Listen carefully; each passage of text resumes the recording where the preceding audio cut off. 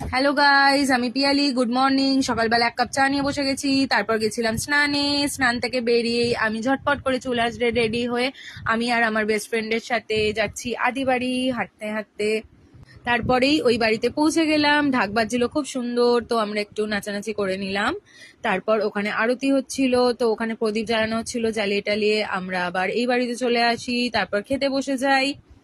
খাবার খেয়ে উঠে তারপর একটু রেস্ট নিয়ে তারপর আমরা সন্ধেবেলাতে আবার রেডি হয়ে যাই ওই বাড়িতে যাব বলে।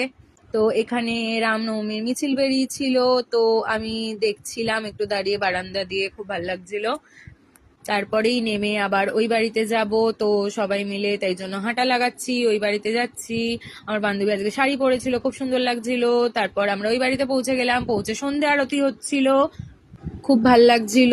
সবাই মিলে আমরা পুজো দেখছিলাম। তারপর আমি একটু ছবি টবি তুলে একটু রেলা মেরে বৌদির সাথে